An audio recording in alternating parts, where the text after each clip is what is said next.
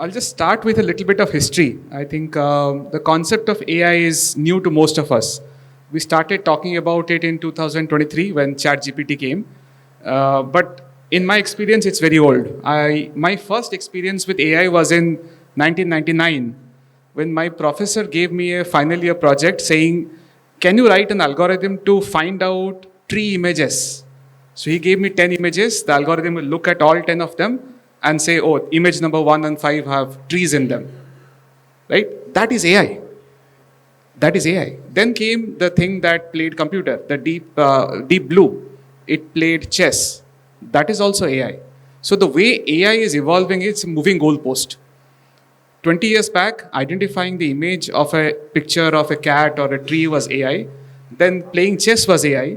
And now AI is at an intelligence level of a human being, near intelligence of a human being.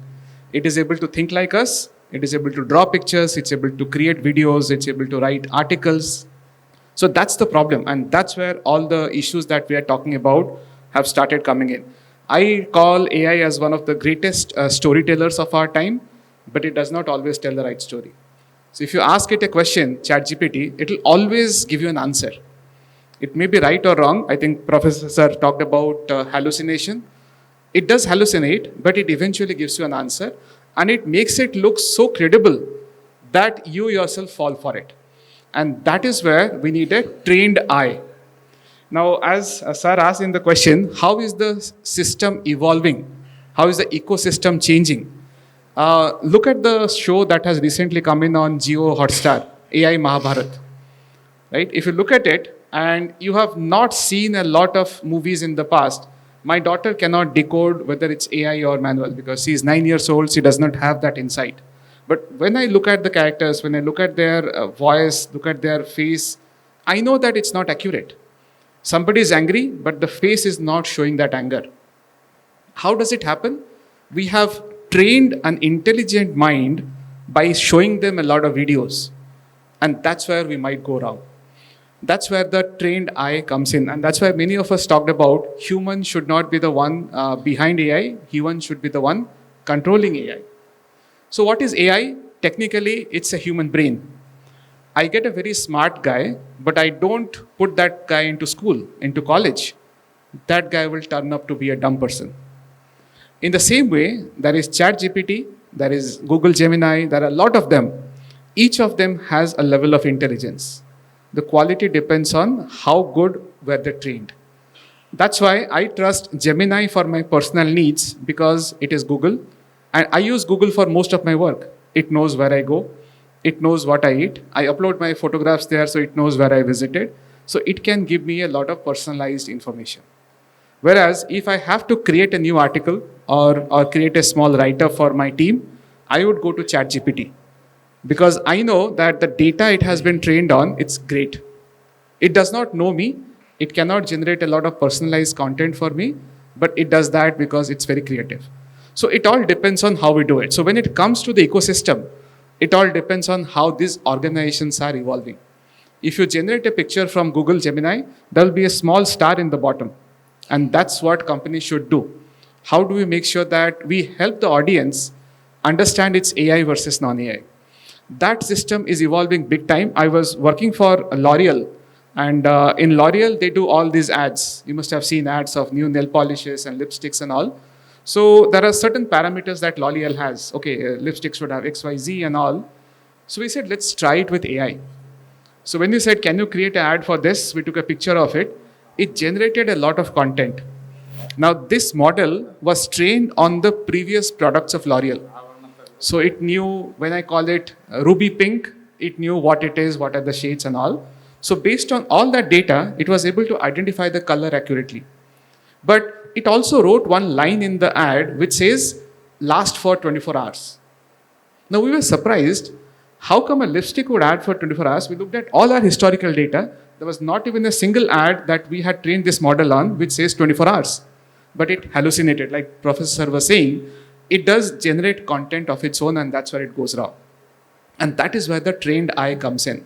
This was not caught by me. I'm not an expert in lipsticks, but the guys from L'Oreal who have been doing it for a very long time, male people who never use lipsticks, but they caught it because they have worked on L'Oreal for last 10 years. They know the quality of L'Oreal, they know what lipsticks can do, cannot do, and they caught it. So the ecosystem is evolving fast. Companies are putting in checks and balances in play. Now, once we found this error, we have put in the right set of algorithms so that it does not recur. We have told the model explicitly, don't do this, and it will not do it. So the content evolution in organizations that are governed, that are controlled, is always there. They are not going to generate random content. The problem comes from outside. Like the question the gentleman asked, some CEO was sent a video of certain things and he believed in so much, he actually paid a lot of money for that. And that is where he was duped. That is where we all come in, the negatives that come in. Now, why does it happen? If Google as an organization would say, even if you are a paid member, I'll always put in the star in the video. If NVIDIA, the chips that they do, they put in some hard-coded logic there which says any video generated through these chips will have a content mark with this. That is where this deepfakes will become easier to detect. The problem is because a lot of this money, a lot of these companies are paying money and saying, I want a full version, paid version, XYZ. That is where they're getting the ability to create these deepfakes. So over time, I think regulations will catch up. Like I mentioned earlier, regulations are behind in terms of AI. Think of it, 3 years back, we started with ChatGPT. Now we are talking PhD level intelligence. The PhD level intelligence was available to people who worked in colleges or in large organizations. Now it's available to all of you for $20 a month. In fact, it's free for us nowadays in India, right? So it's all on you how you utilize it. Are you going to utilize it in the right way or in the wrong way?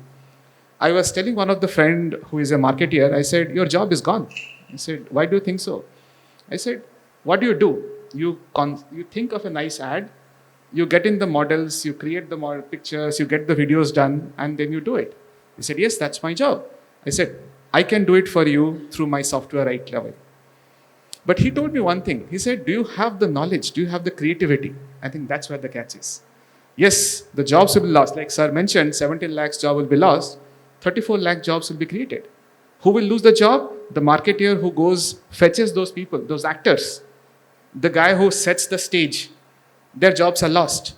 Who is getting a new job? The guy who is sitting in front of the computer, understanding the requirement of the company, and then building the video. Going through the video and checking whether the video is accurate, whether the video has something wrong things.